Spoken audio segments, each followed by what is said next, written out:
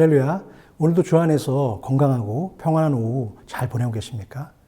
저는 평소에 장르의 구분 없이 모든 영화들을 대부분 다 좋아합니다. 그래서 가끔 쉬는 날이면 아내와 함께 근처 영화관에 가서 팝콘을 먹으며 화면의 웅장한 영상과 이야기 속으로 빠져들곤 했는데요. 요즘엔 코로나 영향으로 작년부터 꽤 오랜 시간 동안 동네 극장에도 한번 제대로 가보질 못했습니다. 하루빨리 상황이 나아져서 가족과 함께 즐겼던 소소한 일상들이 빨리 회복되기를 소원해 봅니다. 제가 방금 영화관에 가고 싶어하는 저의 작은 바람을 말씀드린 것처럼 모든 사람은 세상을 살아가면서 자신이 꼭 원하는 소원이 이루어지길 바라는 마음으로 인생을 살아가게 됩니다. 그러나 하나님을 믿으며 기독교 신앙을 따르는 모든 성도들은 소원이라는 말보다는 소망이라는 단어를 사용할 때가 훨씬 더 많죠. 여러분은 평소에 소망과 소원의 차이에 대해서 한번 진지하게 생각해 보신 적이 있으십니까? 어떻게 보면 이 두 단어는 똑같은 말 같기도 하지만 신앙적으로 보면 이 둘 사이에는 분명한 의미와 해석의 차이가 존재합니다. 세상 사람들이 말하는 소원이란 자기 자신의 행복을 위해서 어떤 것을 소유하고 가지고 싶어하는 인간적인 생각에서 비롯되었다면 성경에서 말씀하는 소망이란 하나님을 믿고 따르는 성도들을 위해 성령께서 주신 거룩한 마음으로 신약성경 헬라어로는 엘피스라고 발음하기도 합니다. 그래서 교회들 가운데 소망교회, 엘피스 교회라는 이름을 가진 교회들을 우리는 주변에서 찾아볼 수 있죠. 바울은 로마서 15장 13절에서 소망의 하나님이 모든 기쁨과 평강을 믿음 안에서 너희에게 충만하게 하사 성령의 능력으로 소망이 넘치게 하시기를 원하노라 라는 말씀을 통해서 그리스도인들이 품어야 할 소망의 중요성에 대해서 자주 언급하곤 했습니다. 따라서 소원을 바라는 사람들은 성령이 아닌 그 중심 속에 자기 자신의 욕구가 있기 때문에 어떤 문제가 자기 뜻대로 잘 해결되지 않거나 시간이 지나도록 좋아질 기미가 보이지 않으면 쉽게 낙심하고 절망하며 인생을 한탄하고 원망하기도 합니다. 반면에 소망을 품고 사는 사람들은 어떨까요? 그들은 그 중심에 하나님의 은혜에 대한 깊은 신뢰와 믿음이 있어서 쉽게 낙심하거나 포기하지 않고 끝까지 참고 인내하면서 언젠가 때가 이르러 주님의 선한 목적 안에서 모든 것들이 협력하며 선을 이루게 될 것을 믿고 기대하죠. 가끔 보면 갑자기 감당하기 어려운 일을 당할 때 혼자 고민하다가 깊은 절망 속에 빠지거나 심지어는 해서는 안 될 극단적인 선택을 하는 사람들도 있죠. 그 사람들의 이유는 무엇일까요? 바로 소망이 없다고 믿기 때문입니다. 이처럼 하늘 소망으로 사는 인생과 아무 소망 없이 살아가는 인생은 그 시작부터가 큰 차이가 존재합니다. 만일 사람이 세상을 살아가면서 아무런 소망이 없다면 그 삶은 얼마나 허무한 인생이 되겠습니까?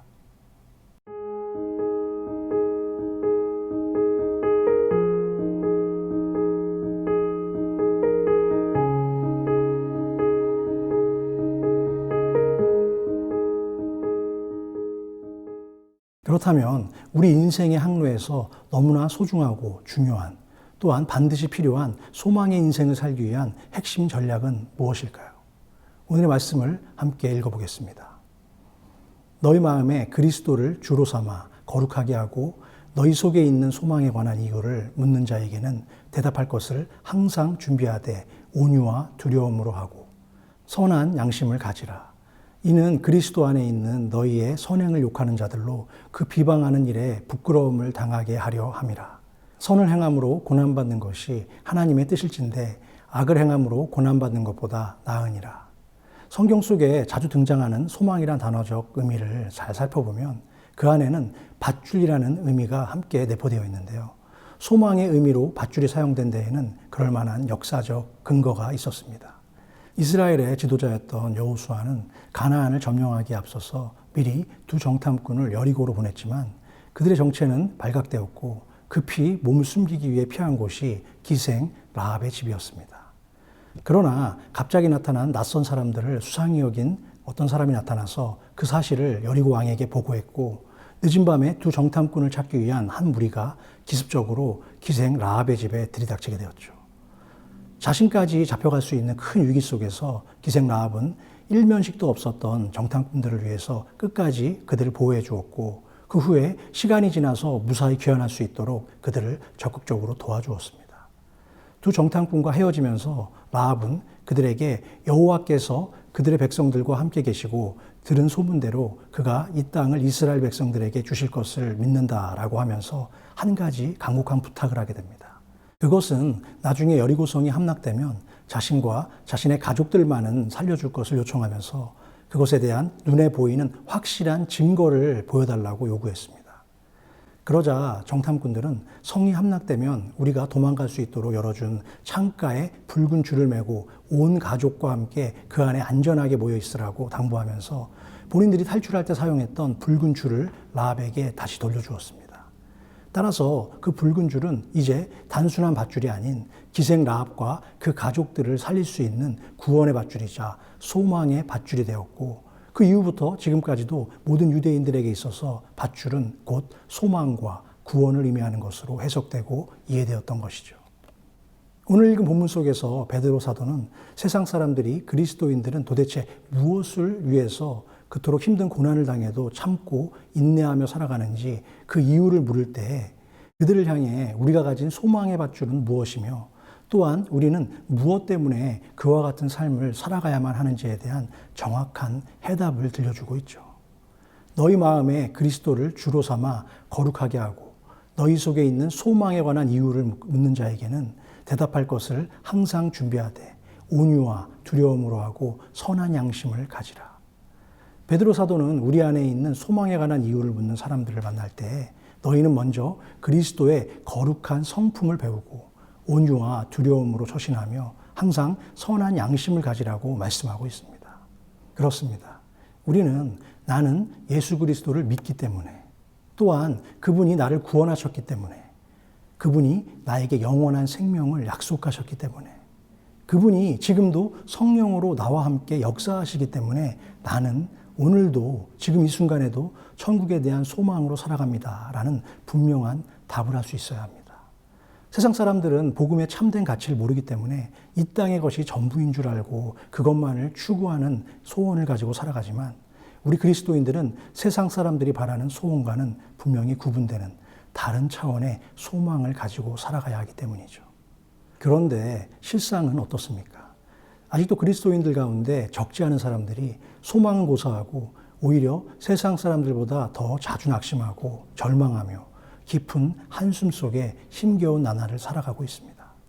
소망이 없다고 말하는 세상 속에서 소망을 잃지 않고 살아가기 위해서는 너희 마음속에 그리스도를 주로 삼아 거룩하게 하고 라는 말씀처럼 우리의 삶이 주를 닮아 날마다 거룩한 모습으로 새로워져야 합니다. 그래서 누가 보아도 세상과 구별된 그리스도임을 우리가 속한 모든 공동체에서 동일하게 인정받아야 하며 죽는 날까지 오직 그리스도를 본받는 온유와 두려움으로 또한 거룩하고 겸손한 신앙의 자세로 살아가야 할 줄로 믿습니다. 또한 소망의 밧줄을 붙잡고 살아가는 사람은 17절에서 선을 행함으로 고난받는 것이 하나님의 뜻일진데 악을 행함으로 고난받는 것보다 나으니라 라는 말씀을 통해 주를 위해서 어떠한 희생과 손해를 감수할 수 있고 또한 그 사랑을 넉넉히 나누어 줄 수 있는 사람이 될 때 많은 사람들이 우리에게 찾아올 것이며 우리가 품은 소망에 관한 이유에 대해서도 물을 것입니다. 그때 우리의 소망이 무엇인지에 대해 그들에게 분명하게 전해줄 수 있을 것입니다. 사람은 누구나 죽음 앞에 두려워하고 절망을 느끼죠.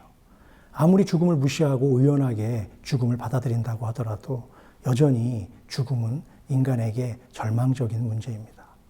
하지만 죽음은 끝이 아니라 죽음 후에 심판이 있다는 것을 모르고 살아가는 것이 이 땅을 살아가는 사람들의 안타까운 현실이죠. 예수 그리스도는 죽음에 대한 두려움과 그 문제를 해결해 주셨을 뿐만 아니라 우리로 하여금 죽음 이후에 대한 소망까지도 갖게 해주셨죠. 요한복음 8장 51절 이하에 진실로 진실로 너희에게 이르노니 사람이 내 말을 지키면 영원히 죽음을 보지 아니하리라.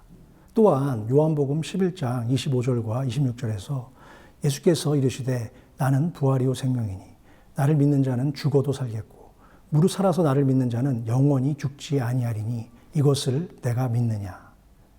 그렇습니다. 영생이라는 소망의 밧줄을 붙잡고 있는 그리스도인은 심지어 죽음까지도 초월할 수 있는 것이죠. 이것이 십자가 부활을 믿는 모든 그리스도인들이 가진 소망의 밧줄이자 우리가 살아가는 이유이기도 합니다. 우리는 라합이 살기 위해 자기 집 창문에 매단 붉은 줄보다 더 붉은 징표를 가지고 있죠. 그것은 바로 예수 그리스도를 통해서 주어진 구원의 은혜와 십자가의 보혈인 줄로 믿습니다. 소망이 우리를 부끄럽게 하지 아니함은 우리에게 주신 성령으로 말미암아 하나님의 사랑이 우리 마음에 부은 바 됨이니, 저와 여러분들의 소망은 부끄러운 것이 아닌 하나님의 은혜와 사랑이 성령으로 말미암아 우리의 마음에 부어진 상태입니다. 오늘의 말씀을 시작하며 나눈 것처럼 소원은 내 자신의 자아로부터 출발하지만 하나님의 비전인 소망은 아직도 우리 눈에는 잘 보이지 않지만 말씀과 기도로 하나님이 나에게 바라고 원하시는 뜻을 믿고 따르는 모든 성도들에게는 분명히 나타나게 될 줄로 믿으시기 바랍니다. 그러므로 이제는 바라고 원하는 일이 가끔가다 내 마음대로 이루어지지 않는다고 하늘이 무너진 듯이 미래를 두려워하고 걱정만 하며 사는 소원에 마음을 두는 인생이 아니라 오늘 이 하루도 저와 여러분의 삶이 늘 감사와 기쁨이 넘치는 소망으로 가득 찬 축복의 삶이 되시기를 다시 한번 주님의 이름으로 간절히 축원합니다. 그럼 남은 이번 한 주도 평안하시고요. 건강하시고요. 다음 주에 더 건강한 모습으로 찾아뵙겠습니다. 감사합니다.